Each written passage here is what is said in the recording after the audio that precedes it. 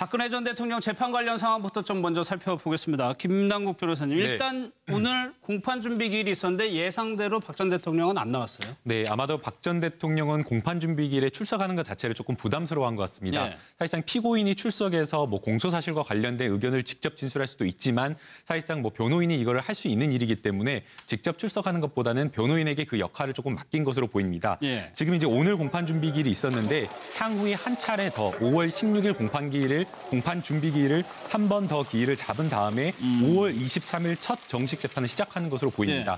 사실상 이제 그 박근혜 전 대통령에 대한 어떤 혐의 사실 자체가 18가지로 굉장히 많고 그다음에 뭐 검찰이 제시하고 있는 증거 자체가 뭐 증거 기록이 뭐 12만 쪽에 달한다고 하는 등 굉장히 양이 많기 때문에 공판 준비 기일이 2차례 혹은 이상 그 한 3차례나 4차례 정도 될 것으로 생각했는데 2차례 정도로 정리를 하겠다라고 하는 것을 보게 되면 아마도 검찰이나 변호인 측에서도 일정 부분 이 공소 사실과 관련된 정리는 좀 끝난 것으로 보입니다. 예.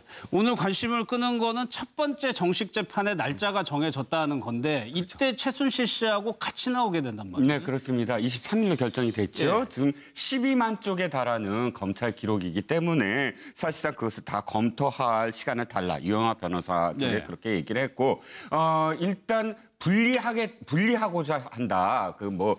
이 최순실 씨 쪽에서는 박 전 대통령과 함께 하는 것은 뭐 살을 내는 고문이다. 이경재 변호사가 그렇게 말을 했는데 재판부에서 기각을 했습니다. 140명이 넘는 그런 증인들을 계속 불러야 된다면 효율적으로 재판을 해야 된다 해서 23일 재판에는 박근혜 전 대통령도 나올 수밖에 없고 또 최순실 씨도 입장을 할 수밖에 없습니다. 입장을 할 수밖에 없는 상황에서 몇 개월 만일까요? 굉장히 오랫동안 지금 그 오랜 기간 동안 못 만났는데 7개월 됐다고 그렇죠. 한 7개월 됐죠. 드디어 이제 재판정에서 마주치게 되고 사실은 이제 같이 앉게 되잖아요. 같은 방향을 보고 검찰 쪽으로 보고 같이 앉게 되지만 앞서거니 뒤서거니 입정을 하게 되면 눈이 마주치는 장면 또 어떤 표정을 지을까 이것이 굉장히 또 사진 기자들이나 기자들한테 관심의 초점이 될 겁니다. 그러니까 그때가 되면 재판 내용보다는 일단 두 사람의 표정에 주목할 수밖에 그렇죠. 없어요. 왜냐하면 재판부는 그것을 공개하기로 했거든요. 물론 생중계는 아닙니다. 먼저 녹음을 하고 이제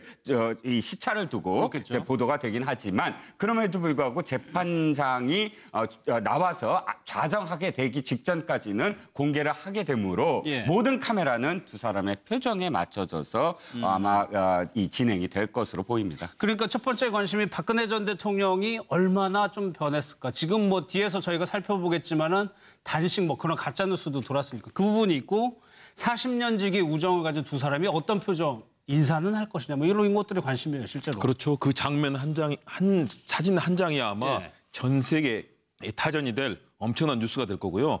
그렇기 때문에 아마 전 외신들까지도 다 이번 상황을 주시를 하고 있거든요. 아마 세계 역사상 이렇게 현직 대통령이 탄핵에 의해서 파면되고 거기와 관련된 비선 실세가 함께 재판을 받는다. 아마 세계 정치사상 별로 유례가 없는 상황이기 때문에 외신들도 지금 굉장히 큰 관심을 보이고 있는데요. 과연 박 전 대통령이 어떤 모습을 보일까? 일단 최순실 씨는 분리해서 해달라고 요청을 했습니다. 그런데 재판부에서는 삼성 관련 뇌물죄 공소사실이 똑같다. 그리고 관련된 증인이 140명 넘게 이 달하기 때문에 이 재판은 중복돼서 심리하는 것은 어쩔 수 없다라고 얘기를 했습니다. 최순실 씨는 살을 내는 고문과 같은 것이다. 박 전 대통령과 함께 재판을 받는 것. 그동안 존경하면서 따랐었는데 그 상황은 정말로 고문 같은 그런 상황이다라면서 분리를 요청했습니다. 그러나 재판부에서는 이 현재 재판 일정이 굉장히 빡빡합니다. 엄청난 18가지 혐의에 다뤄야 될 내용들이 너무 많기 때문에 분리해서 하는 것은 사실상 불가능하다라고 얘기를 하고 재판을 진행하겠다. 그리고 일정도 마찬가지고요. 그런 상황이기 때문에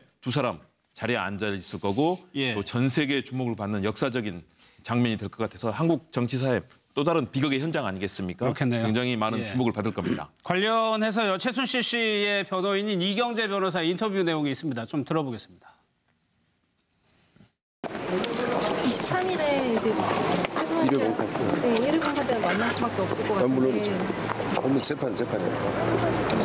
우리가 호소할 수 있는 부분은 호소하지만은 재판은 우리 국가에서 명하는 의무가 있고 법정에서 당연히 재판을 받을 의무가 있습니다. 좀 분리 신청을 강하게 요청하시고 계시는 거예요? 가급적이면 법이 허용하는 부분에서 같은 자리에서 재판받는 시간은 어쨌든 간에 변호인이 최소화하도록 노력하는 그렇습니다. 그때 자신이 존경하고 따랐던 박 전 대통령하고 같이 재판정에 선다는 것은 그것 자체로 살을 내는 고문이랑 마찬가지입니다.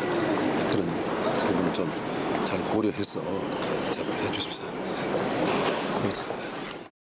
마주치는 게 살을 내는 고문이다. 근데 이거는 좀 엄밀히 얘기하면 최순실 씨 개인 사정 아닙니까? 사실은 최순실 씨가 이런 거를 재판부에 요구하는 네. 것 자체가 그건 정말 부당한 거라고 생각이 됩니다. 사실상 이게 지금 변호인 입장에서 보게 되면 공범이 같이 함께 재판받는 것은 너무나 당연하기 때문에 이경재 변호사 입장에서는 예. 이렇게 별도의 어떤 분리를 해달라고 하는 어떤 의견서를 제출하는 것 자체를 생각하지 않았을 겁니다. 그럼에도 불구하고 지금 이경재 변호사가 저렇게 인터뷰를 하면서 뭐 살을 찢는 고통이다라고 고문이다라고 이야기까지 하면서 또 재판부에 분리를 해달라고 의견서를 제출했다라고 하는 것은 예. 사실상 이것은 최순실 씨의 어떤 강력한 요청이 있었기 때문이라고 생각이 됩니다. 뭐 앞서 이제 김홍국 변호사께서 말씀을 해주셨지만 지금 이제 박근혜 전 대통령과 최순실 씨는 공범이고 나와야 되는 어떤 증인 자체가 전부 다 공동입니다. 그렇다고 한다면 증인을 2번 불러서 최순실 씨가 또 한 번 신문하고 박근혜 전 대통령이 신문하는 그런 어떤 절차를 생각할 수가 없기 때문에 그렇죠. 증인이 140명이나 되는데. 불가능한 겁니다. 그렇다고 예. 한다면 이경재 변호사는 분명히 알고 있습니다.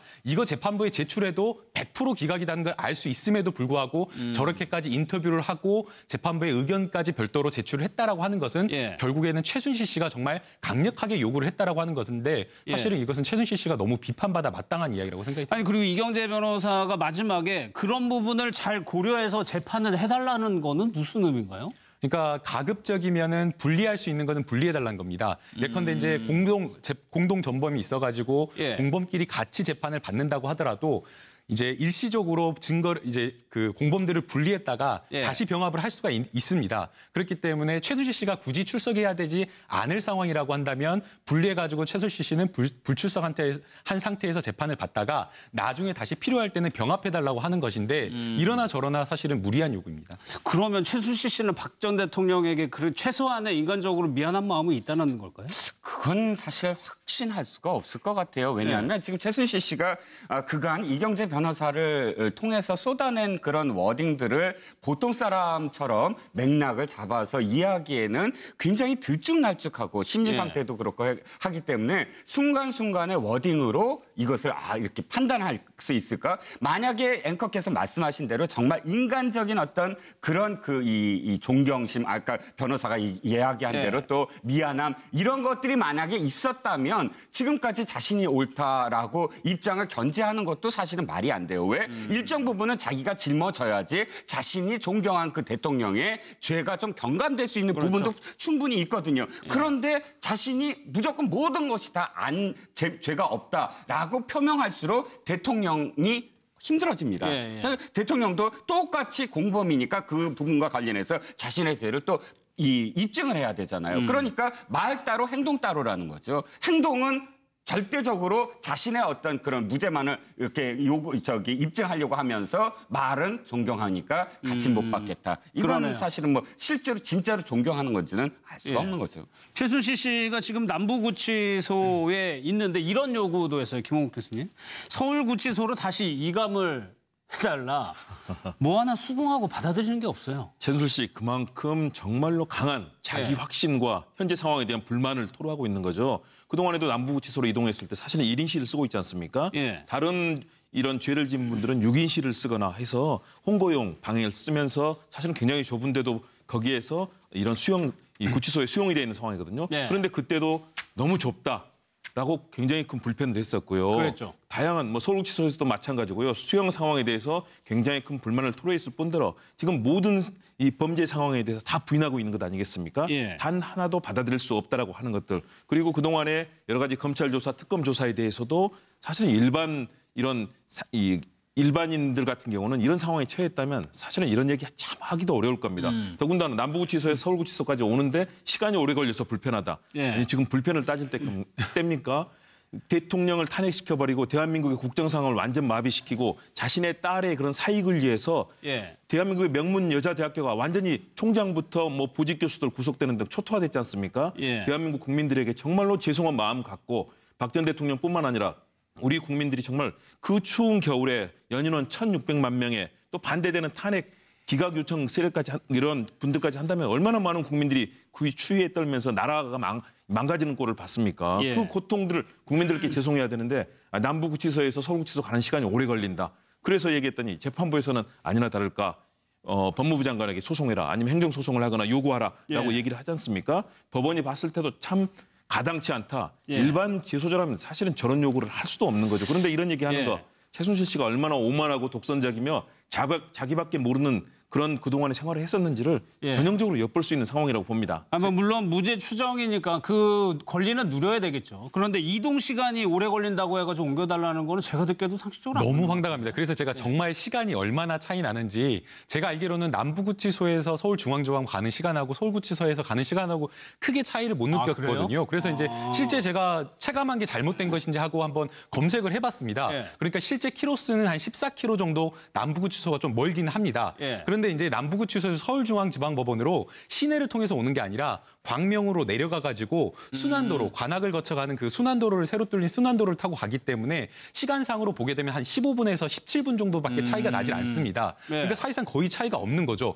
그런데 이것을 재판부에다 요구했다는 것도 황당하고요. 그리고 또 사실은 이게 그 수감과 관련된 형수용과 관련된 것은 법원에서 하는 것이 아니라 예. 법무부, 교정국에서 하는 겁니다. 그러니까 법원에 요청을 한다고 하더라도 권한이 없기 때문에 이것을 왜 나한테 주장을 하느냐라고 그러네요. 그렇게 답을 예. 할 수밖에 없는 사안입니다. 그러니까 사실 엉뚱한 주장인 거죠.